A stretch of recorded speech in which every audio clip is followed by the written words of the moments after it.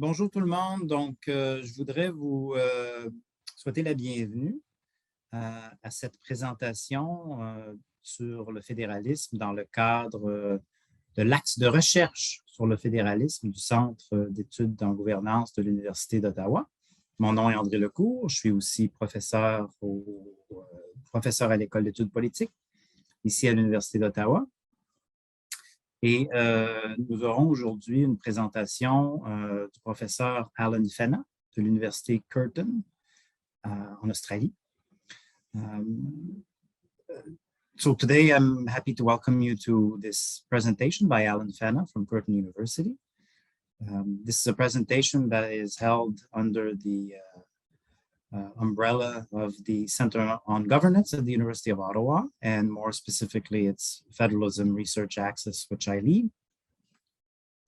Avant de vous présenter notre conférencier d'aujourd'hui, laissez-moi vous faire quelques annonces. Tout d'abord, c'est la première conférence que nous avons aujourd'hui d'un cycle de conférences qui se produira pendant l'année scolaire 2021-2022. C'est aussi la première conférence, évidemment, de l'axe de recherche sur le fédéralisme. C'est un axe qui examine plusieurs dimensions différentes du fédéralisme, incluant la dimension qui sera en vedette aujourd'hui, le fédéralisme fiscal, mais aussi des questions de gestion de la diversité, d'arrangements institutionnels et de relations intergouvernementales. La deuxième conférence sous cet axe de recherche sur le fédéralisme aura lieu le 4 novembre à midi. Il s'agira d'une conférence au sujet d'un nouveau livre de Félix Mathieu et d'Evelyne Brie. Donc, les deux auteurs nous présenteront leur volume intitulé « Un pays divisé, identité, fédéralisme et régionalisme au Canada ». Donc, on vous y invite. On vous invite aussi à la prochaine conférence, sous un axe différent, mais la prochaine conférence du Centre, qui aura lieu le 14 octobre de 9h à 3h et qui s'intitule « Enjeux de la gouvernance multiniveau dans la protection, la gestion et le droit de l'eau douce ». So just to briefly summarize what I just said in French, this is the first kind of conference for this academic year for the Center on Governance. The next conference of the center will be held on October 14th, and it will be on multi-level governance issues in freshwater protection management and law. And the next conference of the Federalism Research Axis, which looks at questions of fiscal federalism, diversity management, institutional arrangements, and intergovernmental relations, will be, and that one will be in French on November 4th. It will be around a new book by Félix Mathieu and Evelyne Brie, a book entitled « Un pays divisé, identité, fédéralisme et régionalisme au Canada ». It's a very interesting book based on analysis of survey data, the Confederation of Tomorrow survey data. Donc, avant de présenter le professeur Fenna, je voudrais vous encourager, pour ceux qui ne l'ont pas fait encore, à s'abonner au bulletin du Centre d'études en gouvernance. I'd like to encourage everybody to give their name for receiving the newsletter of the Center on Governance. And now I'll introduce our speaker. So the background for Professor Fenna's conference today, in a sense, is the big Fiscal Federalism in Canada conference that we held last April, where we discussed various issues related to fiscal federalism in Canada. At this point, we thought it would be appropriate to add a presentation from a comparative perspective. And that's what Professor Fenna will do for us today. So Alan Fenna is a professor at Curtin University in Australia, in Western Australia. Although Australian, he has lived and studied in Canada. So he knows Canadian federalism and fiscal federalism very well. He's therefore in a good position to contrast it and compare it to Australia and also many other federations. Professor Fenna is the co-author of, I think it's fair to say, now a classic book called Comparative Federalism, a Systematic Inquiry which compares multiple federations on the basis of multiple issues and dynamics. So Professor Fenna will speak for about 25 minutes, and then feel free to ask questions in the Q&A section. And after Professor Fenna is done with his presentation, then I'll just relay your questions to him. So Alan, welcome to virtually, of course, but the University of Ottawa and its Center on Governance. And now we're all ears. So over to you, Alan.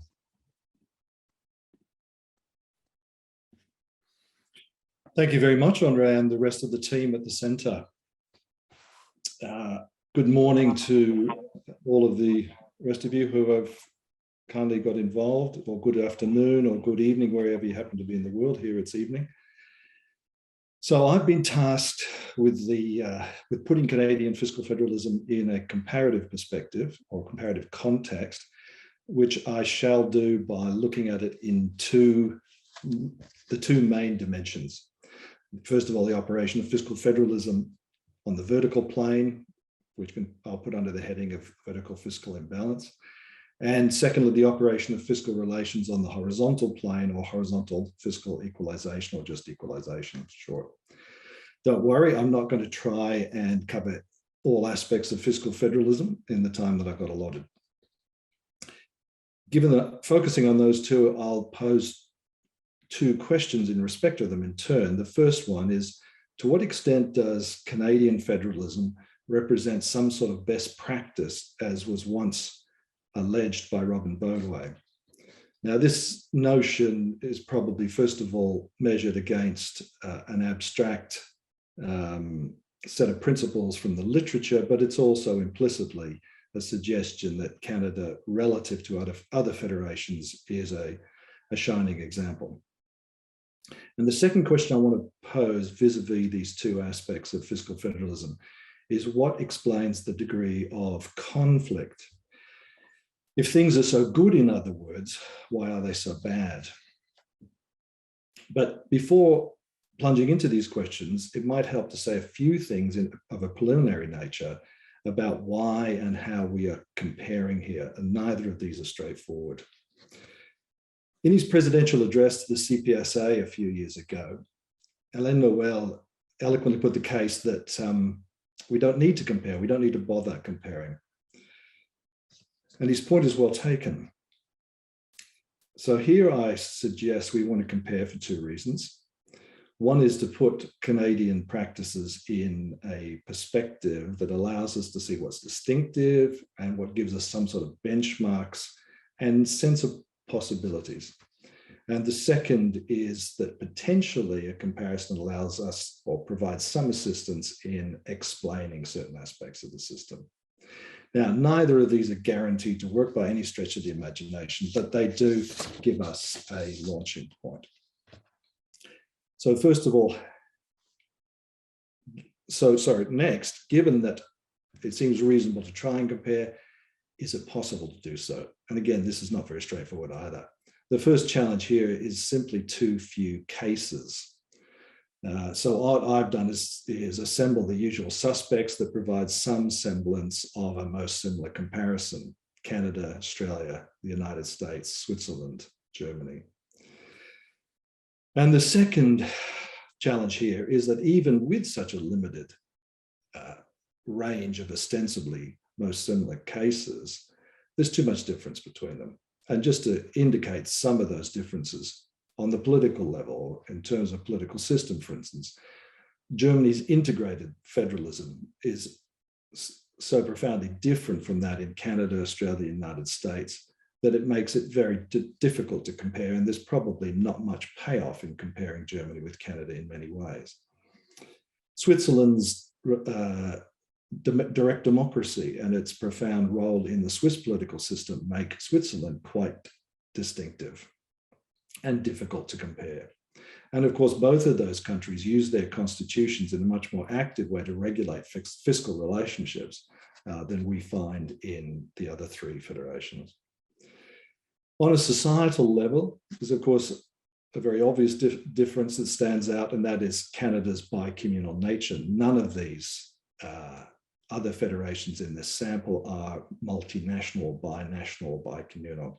So Canada is unique in this respect, and it's consequently distinctive in the way it has experienced less centralization or resisted the pressure for centralization more so than in the other established federations. At the political economy level, perhaps there's a little bit more hope. And we could point here, for instance, to some similarities between Canada and Australia. For instance, if we divide up the constituent units, we can see there's a roughly similar pattern between the first, or the core of the demographic and politically, economically dominant metropolitan jurisdictions, home to most manufacturing, the existence of some resource-dependent jurisdictions, and some jurisdictions who are rather luckless in both respects. By happy coincidence, I'm able to say a few things about the Australian case. So hopefully that comparison is useful. So let's start with the vertical plane, as I said at the beginning. It's an axiom of the field that finance should follow function. In other words, jurisdictions should have fiscal capacity commensurate with or proportional to their responsibilities, their expenditure responsibilities. And of course, it's also well acknowledged in the literature that this is much easier said than done. Local provision is more logical and exists much more widely than local revenue raising. And the result is endemic vertical fiscal imbalance. Now note here that while it seems to be a fashion in Canada to distinguish between something called vertical fiscal gap and vertical fiscal imbalance, I can't see the distinction is either necessary or workable. So I'll stick to the more straightforward notion as we use it here in Australia, where VFI is simply the situation where one order of government has revenue in excess of its spending responsibilities, while the other has responsibilities in excess of its own source revenue. Now, I said VFI is endemic, and other than, in effect, the radical alternative, which is a system of joint taxation, such as is characteristic of the German system. But here, to come back to an earlier point, Germany's system of integrated federalism, with the states enjoying co-determination rights via the Bundesrat, is the key to making such an arrangement work. So, to what extent do the constituent units in Canada and the other federations have financial self-sufficiency? So the starting point I'll take for this is the share of tax revenue raised by constituent units and their local governments. According to 2020 OECD figures, Canada does pretty well here. So according to these figures, at least, we must always be mindful and treat these as stylized facts, I think, in general. That Canada sits at 54% of revenue raised by constituent units and local governments, Switzerland at 53%, the United States at 47.7%, and Australia at 19.5%. Now, Australia is clearly the outlier here, and it reflects the success of the Commonwealth government, the federal government, in appropriating exclusive access to the three main revenue bases. And that goes well back early in the 20th century. Canadian provinces and US states, of course, can and most do levy their own income and sales taxes, by contrast with Australia. However, in both countries, with the income tax, they are definitely the junior partner in that relationship. By contrast, the most federal of all the states, of all the cases in this sample, in many ways, Switzerland, the cantons are the senior partner when it comes to income taxation. They do all the revenue raising in that respect, share some of it with the federal government. But that also carries with it its accompanying risk, as the literature would predict, of potentially harmful or perverse tax competition, which is mitigated to some extent in the Swiss situation by a fairly high degree of effective horizontal intergovernmentalism. So all that's well and good, but the real question is the extent to which the constituent units have their own source revenue commensurate with their spending responsibilities. And here again, Canada looks pretty good on the list. More balanced certainly than the two Anglo federations. Again, these somewhat stylized figures, but Canada, with the constituent units relying on transfers for 20% of their funding. The United States constituents are 33%, Australia 42%. And here the standout is Switzerland, which relies only 13% on transfers from the federal government. So Canada looks pretty good on that list, but it's not quite in the same league as Switzerland. Now, there are two risks with vertical fiscal imbalance: the quantum and the conditions. So as far as the quantum is concerned, we know that in Canada, all intergovernmental transfers from the federal government are at the sole discretion of that government and part of the federal government's budgetary process. Obvious risk here that any time the federal government could decide it doesn't have the usual amount of funds to spare, it could change the quantum. Not, of course, that such a treacherous action would ever be taken.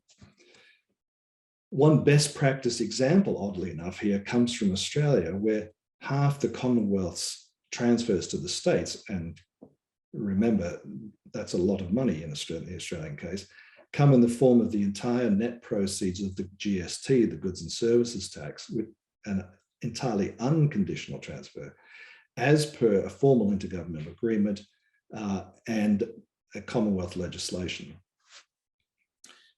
So it is not difficult to see why the arrangement with the Australian GST, as I said, all of whose net proceeds go to the states, caught the eye of Quebec's Séguin Commission in 2002.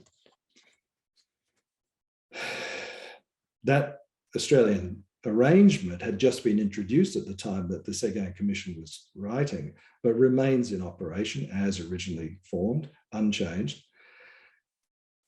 While though it guarantees a very large chunk of money, there remains ample room, nonetheless, it has to be said, for diminution in the supply of the other funds that the Commonwealth sends to the states, which are substantial as well, the specific purpose payments.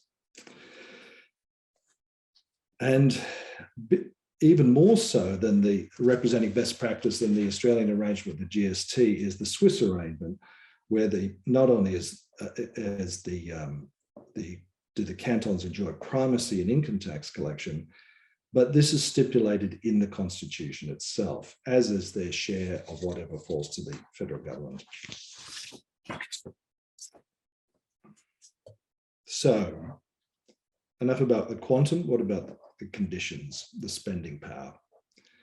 Now, the federalism literature acknowledges a legitimate role for directive spending by central governments to address various issues of spillovers and undersupply. However, there's always the risk of coercive or opportunistic use of the spending power.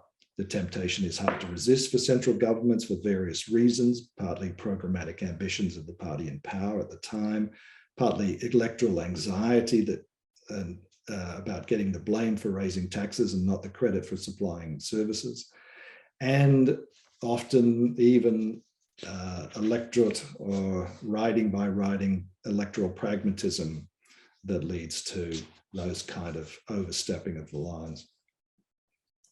There's a core similarity here between Australia, Canada, and the United States, in that the largest transfer is to mandate systems of public health insurance.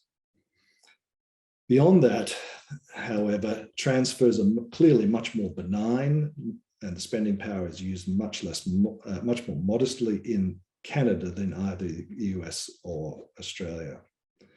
Australia is not quite the unitary state that the Séguin Commission described it as, but it is certainly much more centralized than Canada. And there's a nice passage from a recent Commonwealth budget papers that doesn't, or unabashedly acknowledges these realities. And if you don't mind, I'll read that to you. The Commonwealth provides payments to the states for specific purposes in policy areas for which the states have primary responsibility. These payments cover most areas of state and local government activity, including health, education, skill and workforce development, community services, housing, Indigenous affairs, infrastructure, and environment. So the Commonwealth government is not shy in acknowledging the extent to which it interferes in areas of state primacy, as it calls it. And moreover, in neither Australia nor the United States is there the possibility of opting out with financial compensation from national programs. In Australia, all this is backed up by the fact that the spending power enjoys explicit constitutional support. Section 96 declares unequivocally, and I quote, "Parliament may grant financial assistance to any state on the terms and conditions as the Parliament thinks fit." Now, neither the US nor the Canadian Constitution contain anything like that. However, it would be a very bold domestic court that would try and tell Parliament how it may or may not spend its money. And the US Supreme Court certainly gave up that idea a long time ago. Okay, so enough about VFI for now. Let's turn to the horizontal plane, equalization. Two questions here: how much and how? So first of all, how much? Equalization has been described, again, I think by Robin Bodway, as the lifeblood of federations. However, the reality is that federations vary quite significantly in how much blood they need. US and Germany are at one extreme, and Australia and Germany at one extreme, the US is at the other, where there is no formal equalization system at all. Now, if we look at the ratio of the highest to lowest fiscal capacity in 2012, according to the OECD, before and after equalization, at the top of the list is Australia, where a ratio of 7.5 times before equalization and 1 after equalization. In other words, a complete equalization. Germany, 1.7 before, 1.1 after equalization. So essentially similar in a thoroughgoing equalization to the Australian case. Canada, 2.4 before and 1.8 afterwards. And Switzerland, 4.3 before and 2.6 afterwards.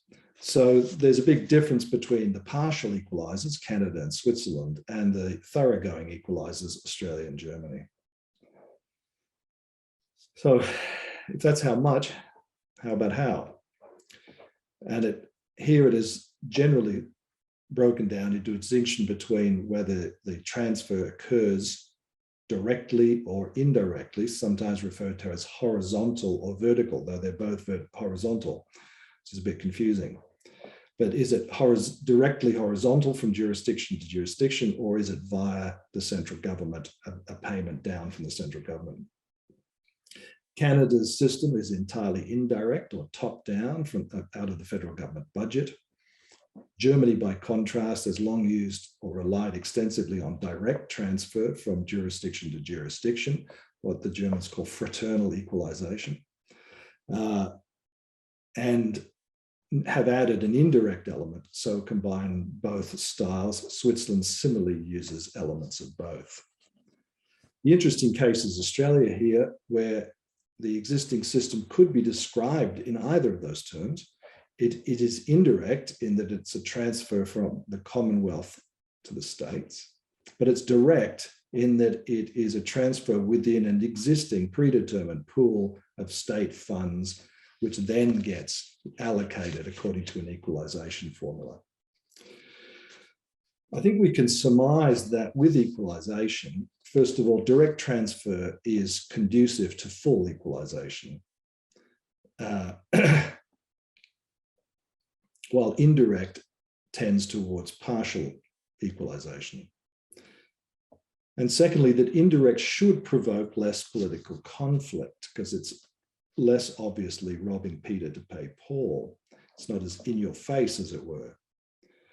However, at the same time, it's not that difficult to see that Peter is being robbed to pay Paul, even in an indirect system. And of course, what is intuitively evident can easily be demonstrated quantitatively that by those who have a self-interest in doing so, who want to do the maths on where federal revenues are drawn or disproportionately raised. And of course, for instance, in the Canadian case, Ontario and Alberta have both engaged in that exercise. So let me just pause here for a quick stock take of all of that. In a nutshell, then, Canada might be seen as having best practice fiscal federalism in that there is a low degree of VFI, reasonably balanced and coordinated access to main tax bases, a moderate exercise of the spending power, a reasonable degree of equalization, and no inflammatory direct transfer from contributor to beneficiary jurisdictions. On the other hand, there nonetheless remains substantial VFI. There are no arrangements to reduce the scope for unilateralism and transfer quanta, and the equalization system is clearly unstable. I began by saying that Canada might be seen as having best practice fiscal federalism, and that will undoubtedly look different depending on where one sits. For instance, the federal government may look from our side like it's very restrained in the use of spending power, and much of Canada may share that view. However, Quebec is unlikely to. Western Australians can only fantasize about keeping their windfall gains to anything like the extent Alberta does, is another example of how it looks different from different perspectives. That Alberta does manage to keep a lot of its windfall gains may well seem to anyone else like a dereliction of equalization duty. So it's very much a question of judgment. Now, I want to finish up this presentation by looking at the conflict side of the issues.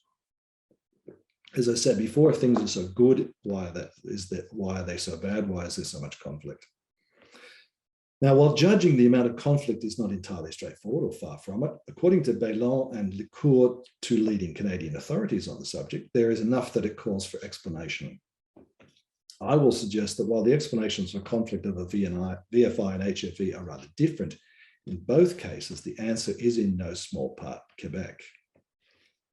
So looking first at the vertical dimension VFI and the spending power, there's no doubt that conflict on the vertical plane has been greater in Canada than in either Australia or the United States, where these are largely settled issues. Here, Bailon and Lecour are surely correct to highlight the centrifugal impact of Quebec on Canadian federalism. And between them, the Tremblay and Séguin reports made very clear that Quebec has a decidedly more autonomous conception of fiscal federalism than the rest of Canada, as François Cochet and others have emphasized. The spending power exercised in even the most benign way is an affront to that conception, and for simple population reasons, Quebec holds sufficient political leverage to alter the entire tenor of federalism in Canada. At the same time, though, we must acknowledge the effect of contingent or adventitious factors. If the savage cuts to transfers of 1996 had not been made in Canada, the picture would look very different. Now here, recall that by 1984, the Canadian government had managed to dig itself into an extraordinary fiscal hole, running a deficit of 8% of gross domestic product. That deficit was still 5% by the late 1980s. In Australia, by contrast, the Commonwealth had restored the budget to surplus by the late 1980s, and while deficits returned after the 1990 recession, drastic reductions in transfers were not required. So had simply things been slightly different historically in Canada, then the degree of conflict that the 1996 cuts provoked would never have occurred, and we wouldn't have to explain it. On the horizontal plane, equalization, and if one wanted evidence here of conflict in Canada, Alberta's scheduled plebiscite on whether Section 36(2) of the Constitution Act should be removed would surely be enough. Of course, it's not because of Section 36(2) that Canada has equalization. Rather, it has Section 32 because of its commitment to equalization, but the political point is clear. There are actually two things that need explaining here, I think. One is the degree of conflict, and the other is the degree of instability and recalibration that occurs.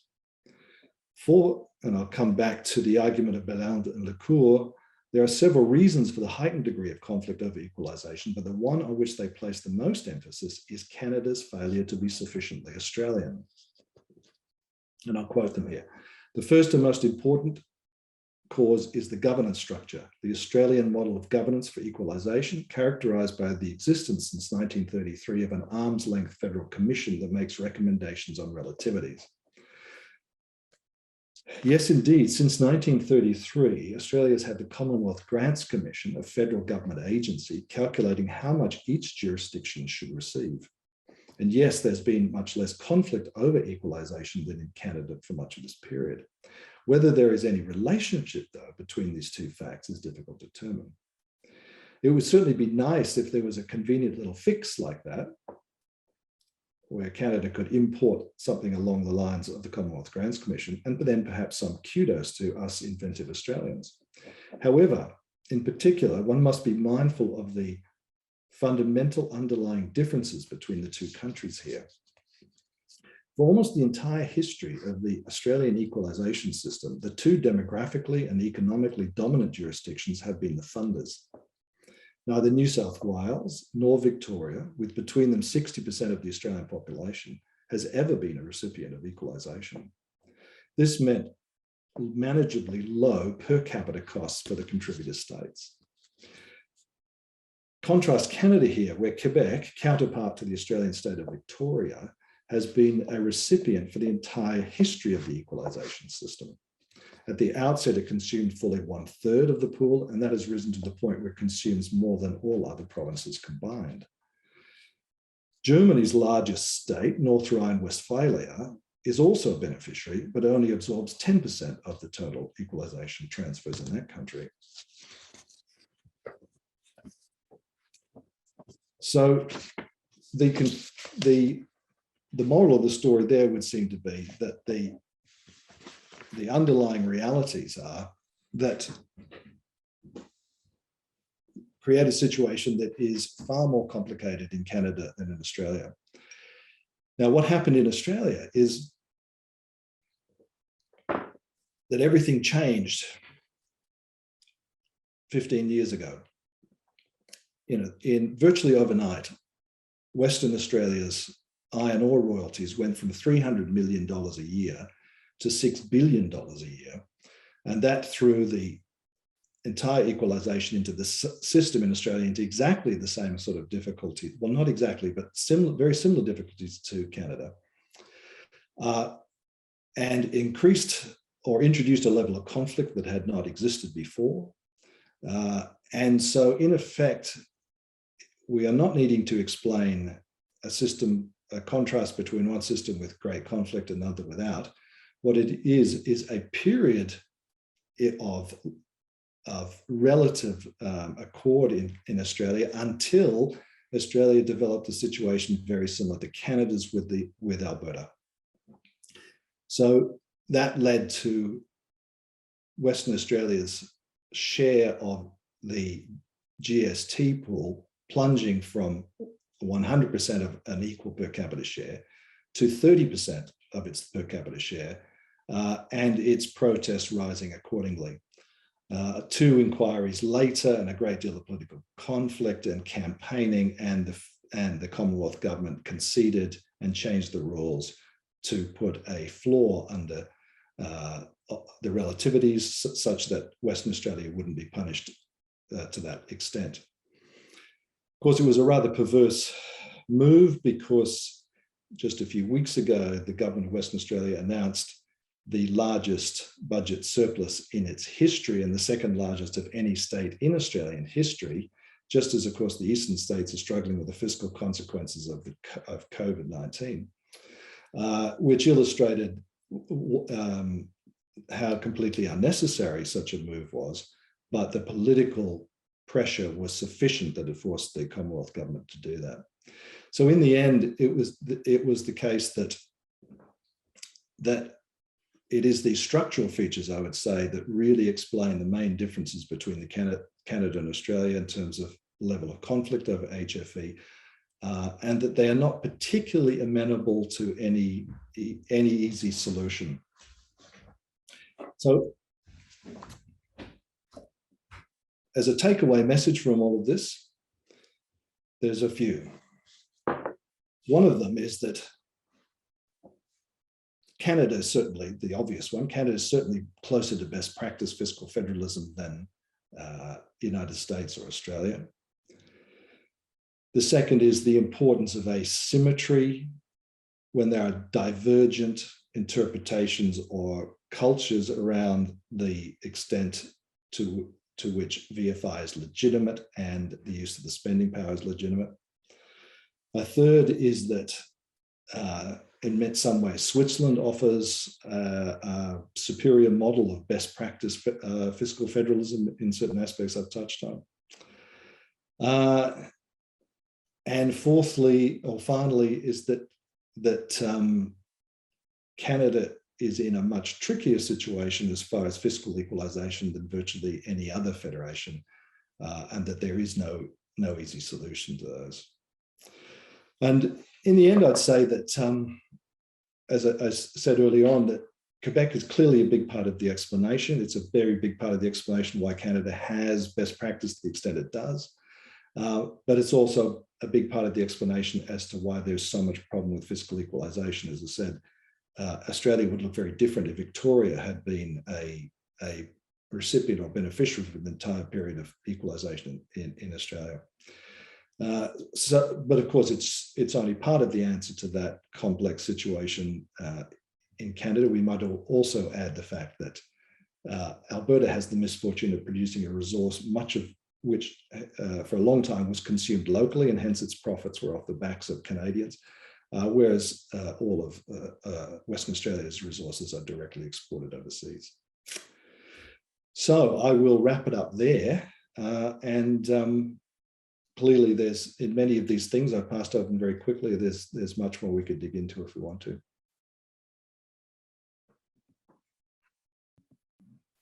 All right, Alan, thank you very much.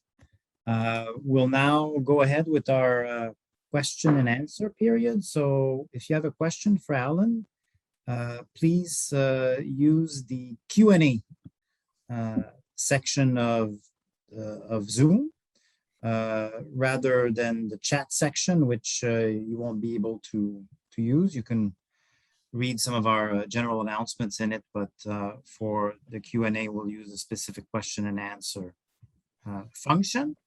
So Alan, first question on the vertical transfers and the Australian intergovernmental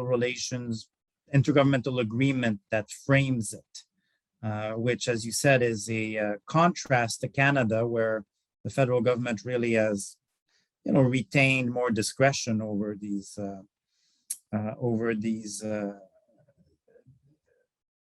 these transfers. It's a little bit of a surprising, a counterintuitive outcome, I think, that in Australia you have the Commonwealth government putting some self-constraint, whereas in Canada, the more decentralized, federation, you have the federal government keeping its almost total discretion on transfers. So what was the dynamics or the context, perhaps, for the outcome in Australia?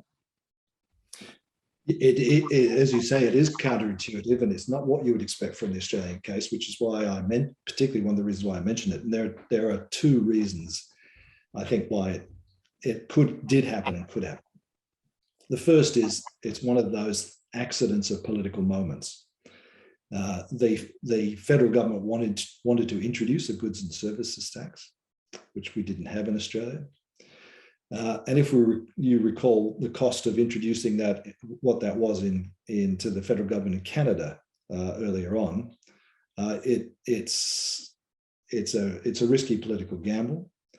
And one way to make it much safer for the federal government politically was to get all the states lined up on side endorsing the move to introduce the GST, because they would be receiving the revenue. Now,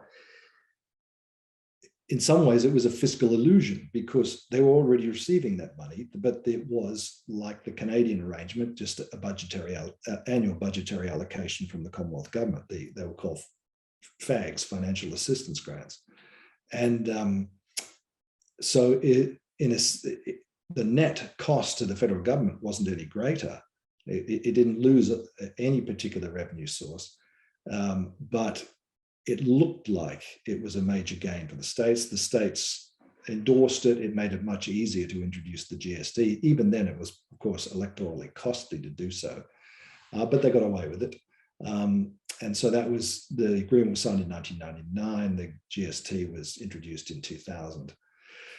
And it was reinforced by the fact that this was backed up with Commonwealth legislation about the states, about all net revenue being dispersed to the states. And in the Australian system, where we have strong bicameralism and the federal government rarely ever has a majority in the Senate, being in legislation is a stronger guarantee, much stronger guarantee than it would be in Canada, for instance. And the second reason I think why it can have happened, despite the high level of centralisation in Australia, is that there's still plenty of room to play in the amount that's allocated through the specific purpose payments. So there's plenty of room for the Commonwealth to exercise control with its specific purpose payments, and plenty of room to adjust how much it transfers. So it wasn't tying the Commonwealth's hands as much as it might have been. So, does that answer your question, Andre? It does, but there's a follow-up, Alan. Okay. And it's basically, I'll read it. Do you think the Commonwealth will continue such restraint in the future? And what are the various parties indicating on this issue? Are there some kind of, partisan differences on transfers? No, I would say it's essentially a settled issue. It's not an issue over which there is political debate, unlike equalization. And I mean, the Labor Party had introduced most of the specific purpose programs in the first place because it had much greater ambitions in terms of national programs. But both sides of politics are happy to make use of it and use it to align it, use it as a tool to align state policy with their ideological preoccupations. So there's no particular partisan divide on the issue. And of course, Australia doesn't have a regionalised party system. So it's not it's not as if there's any part of the country that's going to particularly object. And as I said, because it's relatively painless, the current arrangements are relatively painless to the Commonwealth government, it's likely to stay that way. And the disappointing thing for the states is that one of the advantages they saw in getting the GST revenue is that it would naturally increase with the growth of the economy, but it doesn't increase at the same rate as the income tax does, and the states have no access to the income tax. All right, thank you. I'll put a couple of questions together here because it's on the same topic, which is the Alberta referendum on equalization. And one of the attendees notes that, one of the things that comes out of your presentation, I think, again, it's always a good point to stress, is the highly political nature of transfers, right? So we have a couple of questions here in relation to the referendum in Alberta. One question, I'll read it the way it's framed, is, do you think it's a, air quotes good or air quotes bad move for Alberta to hold this referendum? Another question, someone else asked you, have you heard of similar initiatives, perhaps in Switzerland, because of course it's a federation known for direct democracy, but regardless of that, what is your, I guess, comparative take and maybe Australian take on the forthcoming Alberta referendum on equalization? Well, the Swiss managed to pull off a major reform of their equalization program about 15 years ago. And part of the reason they were able to get away with that is because Switzerland has several more cantons than either Australia or Canada have jurisdictions, and it's easier to build coalitions and have cross-cutting cleavages and so on to neutralize opposition. And partly because of which particular cantons would end up benefiting and not. it never resulted in a situation that, and also partly, of course, because it combined vertical and horizontal payments, and because it was only a partial equalizer, it is only a partial equalization. So the various reasons why the Swiss managed to finesse that very nicely, and I think it's generally regarded as being quite a successful set of compromises and a reform to the system. And I'm not aware of something similar to the Alberta move.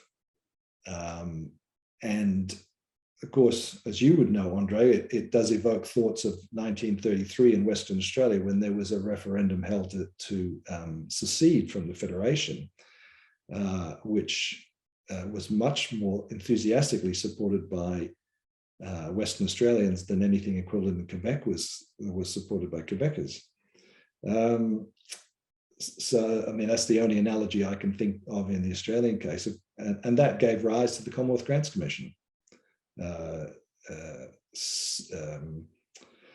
it seems like those are the sort of political strategies that backfire in the end, I would have thought, in this context. So I see, if I'm hearing you, I'm hearing bad move on the part of the Alberta government. Yeah. What I'm hearing?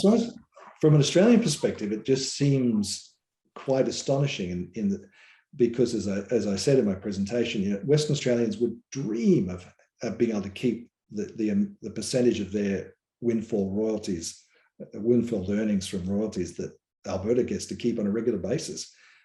From a Western Australian point of view, they have absolutely nothing to complain about. It's astonishing to get away with it from a Western Australian point of view. But everything is relative to the particular country you're in, the culture you're in, and the political economy of that country, and so on. So. We're waiting for an article from you in the Calgary Herald saying this very thing, right? Okay, Alan, next question, something a little bit different. Can you speak to Australia and maybe some other cases in relation to Canada in terms of the incentives that are built in for the constituent units to exercise fiscal discipline? Well, one of the things I deliberately left out, not to make this talk too long, and there's considerable variation across these federations in those regards, particularly when we contrast essentially the Australian, US, Canada side with Germany, where fiscal discipline had to be imposed on the lender. But by and large, it would seem that a system of self-responsibility or autonomy and market discipline has been pretty successful in all these in those three federations in running the show as far as borrowing limits and fiscal responsibility are concerned. But I don't want to get into the whole discussion about whether there's soft and hard constraints and so on. But. Thank you. So one attendee says, okay, your talk has focused more on kind of the richer and more populous constituent units, but can you speak a little bit to the situation of the poor constituent units in these federations?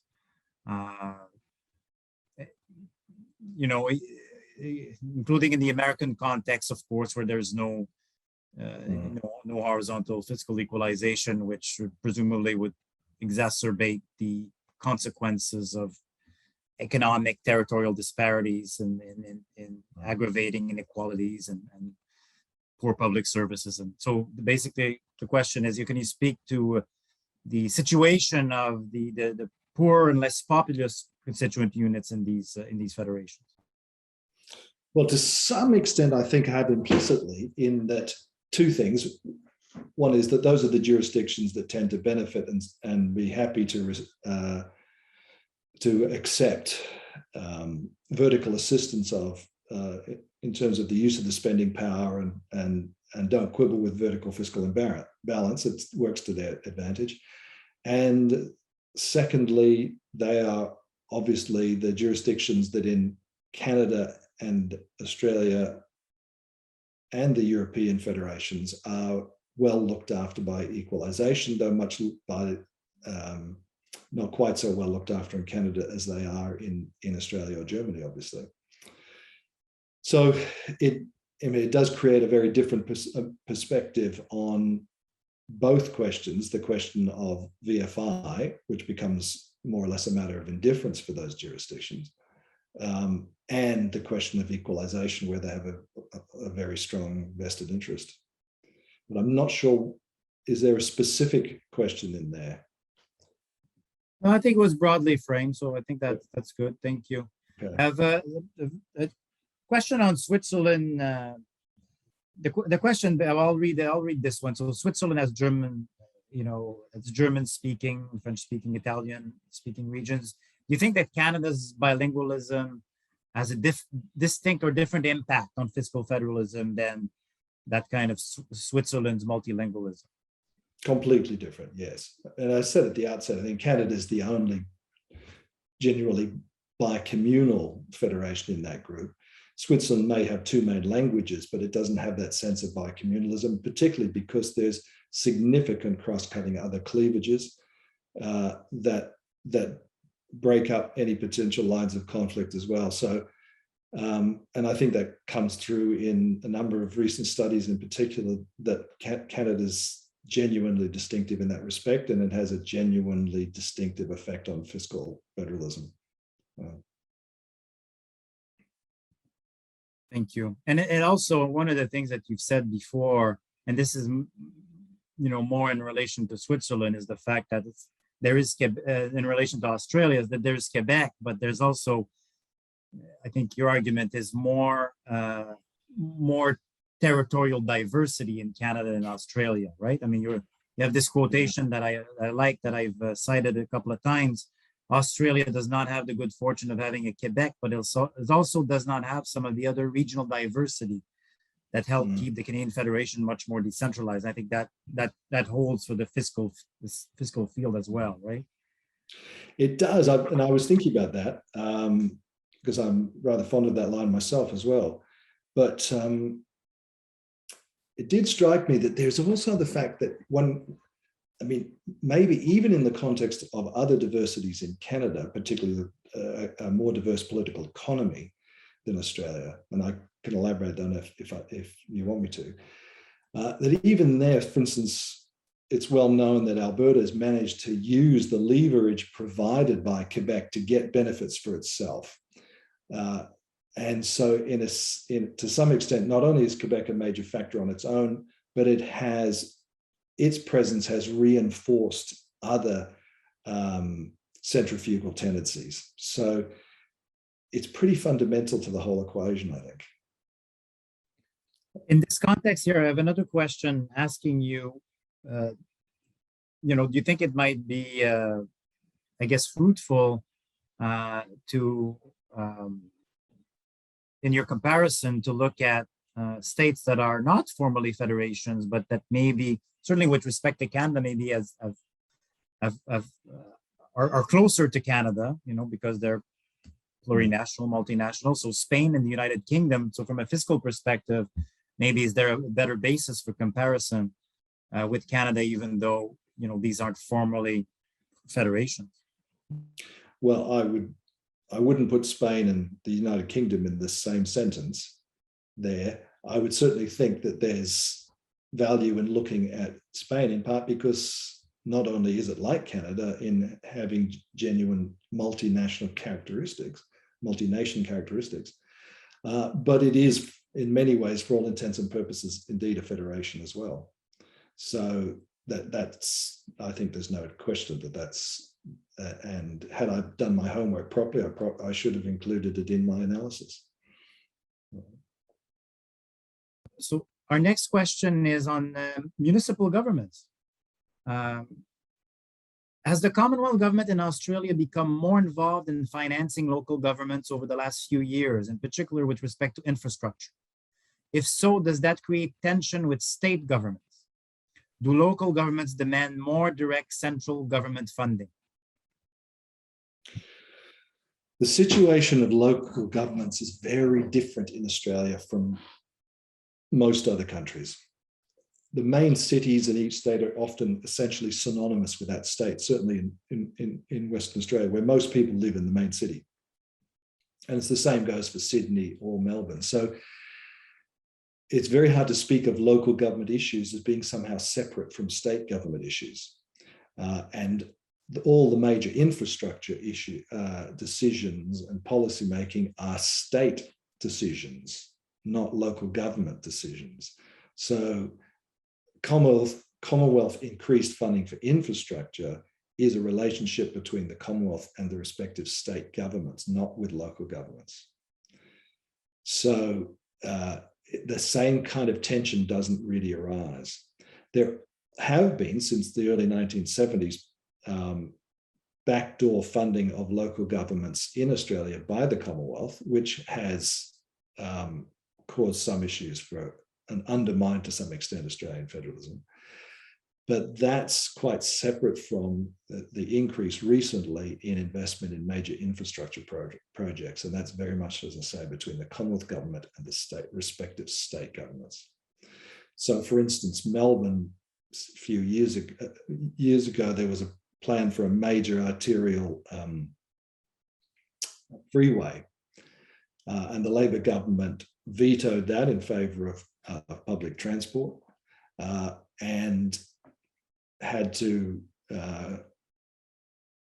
push back significantly on the Commonwealth's demand to fund it because there was an ideological divide of this issue, but it was entirely between the state government's decision to forego the Commonwealth funds and go ahead to terminate the freeway project and go ahead with increased funding for public transport. This whole situation is reinforced by the fact that all Australian cities that are made up of multiple local governments. There is no local, the Melbourne government is just the CBD. The Sydney government is just the CBD. The Central Business District. Yeah. So it's a very different situation. Okay. Thanks, Alan. Interesting question on programs of fiscal stabilization. So Canada has a program of fiscal stabilization, which basically provides some kind of an insurance to provinces that experience a sudden and important drop in revenue, so in time. It's been criticized here by the Alberta government, essentially as being inadequate.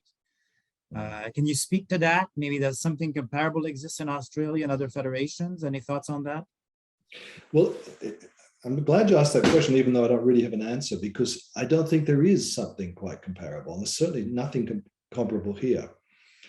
And my first response to that would be, it's probably not necessary in the Australian situation, given the thoroughness of the equalisation system. If you have thoroughgoing equalisation, as Australia does, then you don't really need a backup plan of that nature. The only issue, and this exacerbated problems with Western Australia a few years ago, is the fact that equalisation is calculated on a rolling 3-year average. So by the time you get more, the extra revenues come a little bit further down the track. But by and large, it's not necessary in the context of complete equalisation like as Australia operates in. So it seems to me like a Canadian peculiarity. But what would happen, Alan, if Western Australia had a sudden, sharp, and considerable drop in revenue? It may be that it wouldn't that wouldn't be compensated by equalization, right? Well, it would be, but not immediately. That's it. Right. Yeah. So we just have to live with it until then. Yeah. Okay. I'm going to read another question to you here. Governments in Canada are in deficit year after years of cutting taxes in better economic times. Do you see the Australian model of GST could hold potential for increasing federal revenue with support from provinces and territories? So I think the idea is, well, what do you think of the Australian model of using the GST for Canada? Well, if that's the question, though, I didn't understand that was quite the question that was being asked there. Okay. But we'll answer both, then, mine and that one.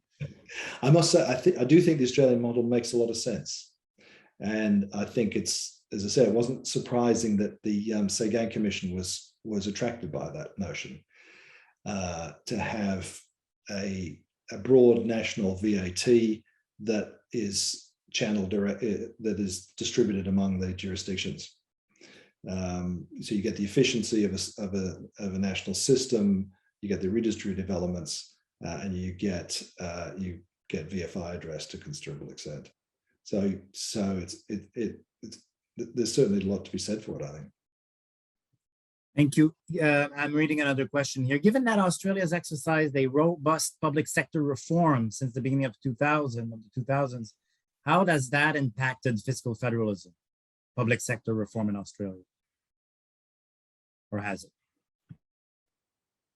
Just trying to think. I don't think it has. I don't think there's been an impact on fiscal federalism. I mean, unless there's maybe the person asking the question has something specific in mind, but I can't think what that might have been.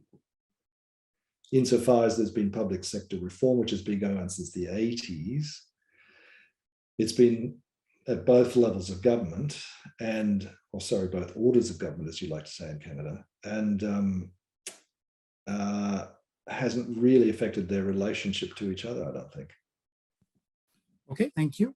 Can you speak a little bit to the effect of decentralization for other levels of government that are not formally constituent units, right? The idea here is that one could argue that in Canada the autonomy of the provinces presents a problem for municipal governments. Any thoughts on that type of relationship? I don't see why it has to. And perhaps, again, one aspect there is revenue deficiency.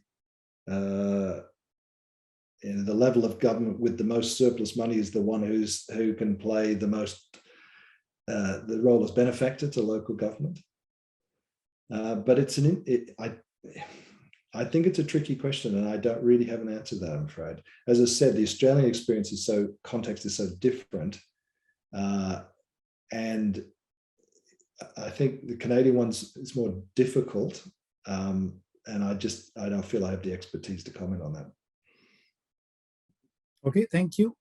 Just a follow-up question to one we had earlier on about kind of the situation of poor constituent units and federations. I guess, a more specific question is the stability of federations more threatened by, I guess, wealthier constituent units who resent, transfers, or by kind of poorer constituent units who are dissatisfied, right? What does kind of the comparative politics of federations tell us about that? Well, I think it tells us that the disadvantaged jurisdictions are in a lose-lose situation. That they are, if they're not happy with the status quo, they might be losing from that. But what's their alternative? It's only the wealthy jurisdictions that have a perception and perhaps a reality of having a genuine alternative. Historically, it was different, say, in Western Australia when Western Australians voted to secede in 1933. But I think we can explain that by other factors as well. But I think on the whole, I think that the disadvantaged jurisdictions are in an invidious situation, and they're sort of they can't afford to complain. They certainly, what are they going to threaten to do? I don't know what instability they can actually induce in a federal system. They're generally speaking happy to get whatever they can and partly support centralization for those reasons as well, as we discussed earlier. Okay. So basically your short answer would be stability in federations is most threatened by, the wealthier constituents. Yeah. Okay. Yeah. Listen, I have a follow-up question on the question on public sector reform, and the attendee here says that what specifically meant here is the liberalization of public services, public-private partnerships, and so on. What were their implications for fiscal federalism there? I don't think so. Okay. I mean, these were internal matters for both at the Commonwealth level and at the state level. These were internal matters. I don't see it as I could be wrong, but I don't see it as having significant implications for fiscal federalism. And did the states follow the Commonwealth here? Was there a kind of similar trajectory in yes, I mean, like most countries, there was a broad movement, and it was picked up by all governments generally. The one big change that did interact with intergovernmental relations in Australia was in the mid-1990s, when the states were persuaded to engage in massive privatization or sales of their big utilities. And that cost them an enormous amount of revenue. And so it was a complex arrangement with the Commonwealth government whereby they would be paid compensation payments for the privatization of their utilities. And not least of all, because a privatized utility pays taxes to the Commonwealth government, whereas before it paid most of its revenue as dividends to the state governments. And with a whole structure of regulation around it, the National Competition Council, who supervised the implementation of these reforms and signed off on the reward payments. So that was the one moment when public sector reform intersected directly with intergovernmental relations. But other than that, I don't think so. Okay, thank you. And that's now well and truly behind us. That policy ran from 1995 to 2005. Called National Competition Policy. If we go back to the GST sharing, I think you might have spoken to this, but I'll read you the question anyway. Do you have any views on whether it's preferable that federal provincial transfers should come out of federal general revenues versus sharing of specific taxes, such as the GST? You seem to be kind of inclined to go towards the GST, right? I think there's a lot to be said for identifying specific taxes and assigning them more carefully and clearly to provide reliability, continuity, etc. And again, that's partly the Swiss model as well. So I think there's a lot to be said for that. All right, thank you. I'll read you another one here. You mentioned asymmetry is important when there are divergent conceptions of VFI and the use of the federal spending power. Recent bilateral agreements on childcare in Canada is perhaps a good illustration of this.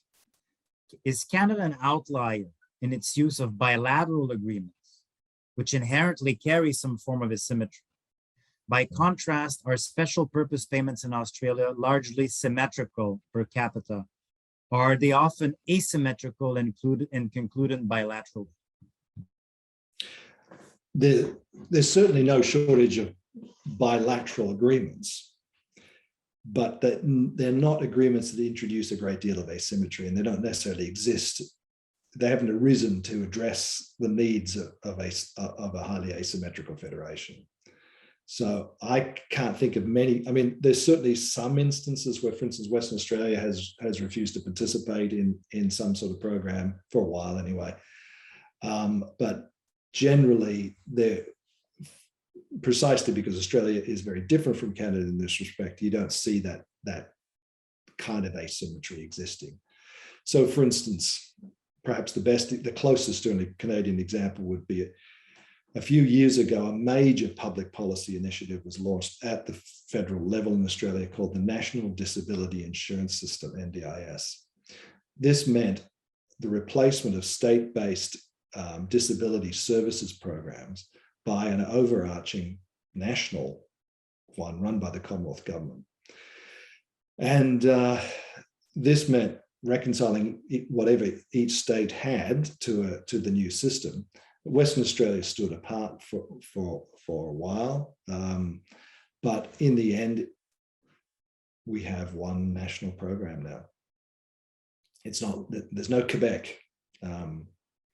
There's no jurisdiction that's going to insist on going its own way and somehow having a parallel system with compensation. Okay, Alan. I have a few more here. Hang in there. Have you looked at the territorial formula financing in Canada? Right, we have outside of equalization, there's a specific formula for the three territories. Have you looked at that? Do other countries have similar programs for territories that are not constituent units, but that require transfers? Any thoughts on that? There's only one thing I have to say about it, because I have not looked closely at territorial financing. I'm aware that it exists, but that's about all in the Canadian situation. But it did arise in my mind some years ago in the Australian context, where the two territories are treated like states for equalisation. And so the common state revenue pool is shared with the two territories. Now, one of the territories, the Northern Territory, has a huge disadvantage. It's fiscally disadvantaged, has very few revenue sources, and it has massively greater spending needs. And those two factors enter into the equation about how much equalisation you receive, mainly because it has no industry, it has a much larger Indigenous population than the rest of Australia, so it's much more expensive. And so a lot of state money goes to subsidise the Northern Territory, which isn't a state. In a sense, logically, you might say that should be the Commonwealth's job out of the Commonwealth's own budgetary resources. Why should state money be shared disproportionately with the territory? And so, there's in a sense, something odd about the Australian system where there isn't a territorial financing arrangement in place that treats them differently because they are different. So that's my only comment on that one. Then maybe that could raise the question of what would be the implications of bringing the three Canadian territories into the general equalization formula, right? Exactly, and I don't know what those implicate. Yeah. And partly, of course, is coming back to my point about the difficulty of having a very large jurisdiction being a beneficiary. Presumably they're relatively small populations, like the Northern Territories is a very small population, is what makes it manageable. As long as they're not a large population jurisdiction, it's not necessarily a huge problem. Right. Okay, I'm going to read another one here. Canada's bicommunalism aside, do you see the greater variation in size between Canadian provinces, Ontario, PEI, compared to Australia's states, New South Wales versus Tasmania, as having an impact on the political dynamics and administrative structures of fiscal relations in each country? So the fact that we have like greater population discrepancies between provinces than Australia does between its states, does that have an impact? I don't think so. I think as I said, its impact comes mainly when you have a disproportion between beneficiaries and contributors in an equalization system. If you have a relatively small population jurisdiction that is much wealthier and has to share thus a per capita enormous proportion of that wealth with the rest of the country, that becomes very difficult to maintain. So if Prince Edward Island was funding the rest of Canada, that might be tricky. And who knows, maybe they'll discover significant oil off the coast of PEI tomorrow. But if it doesn't affect those kind of fiscal relationships, then I don't see why it's an issue. I mean, it's an issue for other reasons, but not to do with fiscal federalism, I don't think. So. Okay, thank you. And it certainly makes those arrangements much simpler that in Australia, traditionally the two main recipients, Tasmania and South Australia, neither of them have a large population. So. Thank you. I have one in French here, so I'm just going to translate it for you. You've talked about pressures and maybe some instability in relation to equalization in Canada. Do you think that these pressures are worse in Canada than elsewhere? Are you referring to the referendum in Alberta? And more generally, do you think that the Canadian system should be reformed, and how? Do you think perhaps it should take into account expenditure needs like in Australia? It's interesting. This is the first time somebody's raised the question about expenditure needs, because as many of you will be aware, the Canadian system does not factor in expenditure needs. It only calculates the input side, that is the tax raising capacity of a jurisdiction. The Australia system does both, but the consequences of to some extent are cross-cutting. So in some jurisdictions, it increases factoring in their needs, their spending needs profile, increases their eligibility for as a recipient. In other cases, it cuts it back. So I don't think that's a significant factor necessarily. If it is, it's sort of it'll be a coincidence if it is. But it certainly strikes me that the Canadian case is quite distinctive in how challenging it is. Certainly in any of the ones I've looked at, the challenges of equalization are greater in Canada than anywhere else. To do with the factors I pointed to. And then you could add other elements to it, the difference between oil wealth and other forms of wealth and so on. Everything seems to work to make it worse in Canada than elsewhere. And I don't know. I mean, to me, there is no obvious solution to all of that at all. And would you like adding needs assessment in Canadian equalization? Do you think that would be a good idea? Well, I think in principle, since it is part of calculating how much of a challenge governments have, it's one thing to say how much revenue they have access to. But it may well be the case that they have highly differing needs for reasons that are outside of their control. So logically, it ought to be part of the equation. It's part of the equation in Switzerland. It's part of the equation in Australia. And so it would make sense to include it. Once you do, of course, the process becomes even more complicated. And then you really would need a Commonwealth Grants Commission to do all the hard work about calculating who gets what. And of course, once you get something like the Commonwealth Grants Commission, it tends to be a source of conflict and instability in itself, because it becomes this opaque, highly complicated process that no one feels they either can understand or are allowed to understand, this mysterious black box in which decisions are made and emerge. And the more variables that are brought into the calculation, the more that's likely. So there's a trade-off. But certainly logically, there's no reason why you wouldn't include the cost side as well as the revenue side. But those are much trickier to calculate, of course. All right, thank you. So let's maybe I'll finish it off with getting you to speak to a point that you briefly mentioned earlier on, the more diverse political economy of Canada in relation to Australia, and how that impacts fiscal federalism. So maybe we can hear you a little bit on that to conclude out. Well, what I was referring to there is in essence the fact that natural resources are much more evenly distributed in Australia than they are in Canada. So some of the key hydrocarbon resources, for instance, much more evenly distributed in Australia. Both New South Wales and Victoria, the two main metropolitan manufacturing states, have enormous reserves of coal, for instance.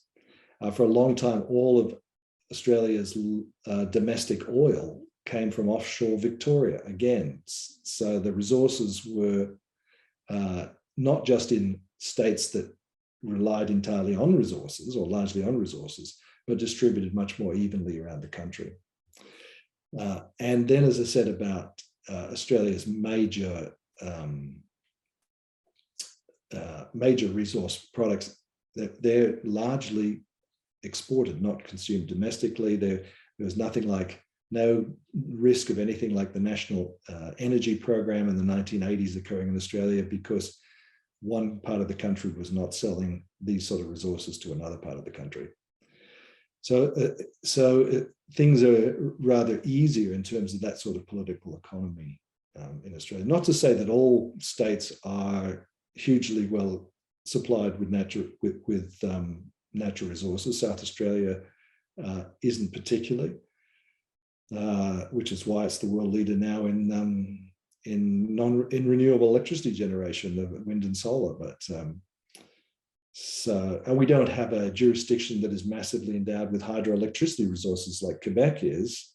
There is one jurisdiction, Tasmania, which has the same capacity that way, but it's of course a minor player in the scheme of things. So it's generally an easier political economy that way. All right, thank you very much, Alan. Thank you for your presentation and for answering all of these questions thoroughly. It was a pleasure to have you. It was a pleasure to have all the attendees also virtually present. Je veux simplement vous rappeler, avant de conclure, que les prochains conférenciers sous l'axe de recherche du fédéralisme du Centre d'études en gouvernance seront Félix Mathieu et Evelyne Brie. Ils parleront de leur nouveau livre, Un pays divisé, alors un peu lié à ce qu'on a discuté aujourd'hui. Donc, un pays divisé, identité, fédéralisme et régionalisme au Canada.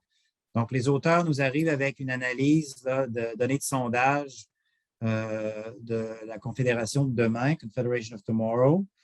Et il nous arrive aussi, vous allez voir, avec des prescriptions ou des recommandations assez provocantes, assez fortes. Et donc, ça sera jeudi le 4 novembre à partir de midi. So, thank you very much to everybody. Thank you to Alan and for everybody else being here. Thank you to the Center on Governance administrators for the logistical and administrative work on this event. And we hope to see everybody for our next several events. Thank you very much and have a good day.